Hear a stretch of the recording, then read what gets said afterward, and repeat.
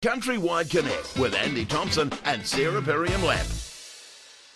Libby Price, our Australian correspondent. Libby, thank you so very, very much for joining us. We've got a lot to cover across the ditch with you today, particularly around our partnership on securing a fuel and urea fertiliser. But firstly, it's quite severe and surprising to read about the record cattle sell-off because of a severe drought. Can you give us an update on that? Yes, it's really surprising because we tend to think of the northern half of the country as having been hit by cyclones and floods.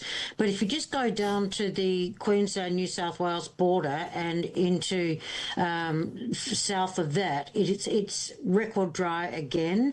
The last drought was 2019. 64% of cattle sales have been from New South Wales. And the telling point here, it's 83,000 head for 1 month. The telling point is they're starting to sell cows. So that's an indication if they're selling breeding cows that they're in trouble. And I've spoken to an agent in Tamworth, the country music capital of Australia, in case you didn't know, and he said he's never seen anything like it. And what's also happening is it means in the cropping zones right along that border, it's heavy black soil, very flat country. We're talking New South Wales, Queensland border, and it's a cotton growing area. Cotton's not being as affected because of the different season for cotton growing, but it's really having a huge impact on sowing of winter crops like particularly wheat and canola, and a lot of the farmers just aren't sowing at all, and that has also meant there's a little bit more fertiliser coming south because they're not using as much as they would have, so they're counting their losses and not proceeding with sowing. In a lot of those areas, that means a potential shortage of wheat because it's the largest cattle feedlotting area in Australia. So they're going to be desperately looking for grain. Down where I am in Victoria, in the southeast corner, it's still very dry here, and we were forecast to get 25 millimetres over the weekend. We only got about 8. Some areas did fluke it with a thunderstorm, but generally speaking, it's still very dry. So the crops are going in, but the yields are expected to be average to below average. So, yeah, everything's pretty difficult at the moment. So, Libby, you said it is surprising that normally with a drought this severe, and if people are saying it's as bad as 2019, which we know was really, really bad, has it sort of sneaked up on people then? Or was it in sort of a small area and then all of a sudden got bigger? Because normally you kind of get quite a bit of lead-in in these, and people talk about it, and then bang, it's there. But it is a bit surprising. Yes, it has sneaked up, absolutely. I think they had pretty good rain in December, but nothing in April, March and April. And so the soil moisture, what little they had, is pretty much gone. It's a little bit like that down here where I am. I keep my horses on a sheep farm, and it's just weeds everywhere. They seem to be the only things that thrive when it's so dry. One of the dams is empty, and he's making use of that by clearing out the dam, but that's a lot of farmers who would ordinarily do that because that's seen as an advantage to clean your dam up while it's empty, aren't prepared to do it because of the fuel costs, because it takes a lot of diesel with the big diggers and with the trucks having to transport the mud, as it were, to somewhere else. So yeah, it's very dry here. There's a shortage of hay. People are holding on to what hay they have to try and get them through the winter. It's just starting to cool off a little, but we're still getting temperatures of 20 degrees during the day. So the soil temperature is there. We're just lacking the moisture. Libby, I was just going to say, obviously this is bad now, but we're talking over here, all our weather people are talking about this super El Nino coming. That would just go from bad to worse if that's the case, unless it's a different pattern where you are. Are they talking about that? Yes, there is talk of an El Nino.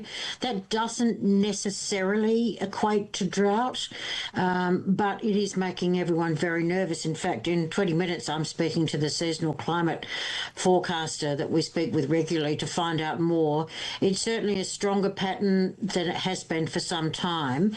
So that is making a lot of farmers very nervous about what could lie ahead. And even if it does rain, the crop forecasts are low. I'm interested in where these cattle will go, because Australia's usually going into China, but you have these beef quotas that will impact the distribution of beef globally, as New Zealand obviously watches very closely around what it will do to prices, Libby. So where do you think the prices could end up globally with this surge of cattle on the market? The prices have fallen 14% in New South Wales.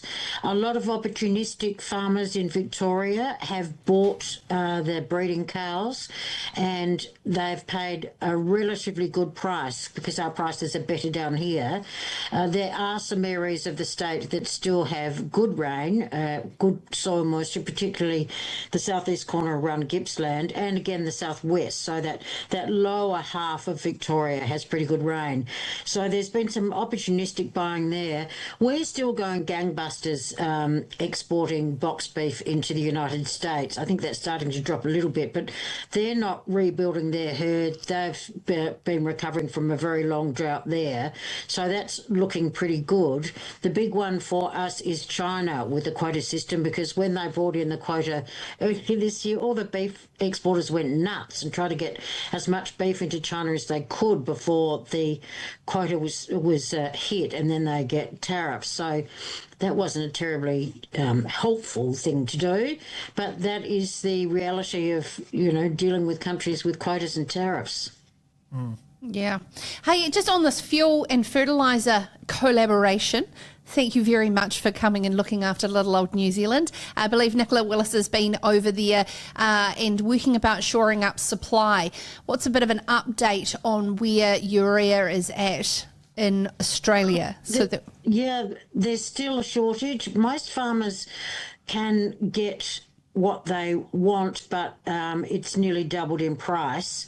And there still aren't ships coming out of the Straits of Hormuz. So as you would know, Australia's done some pretty good deals with Indonesia and parts of Southeast Asia because they buy our gas.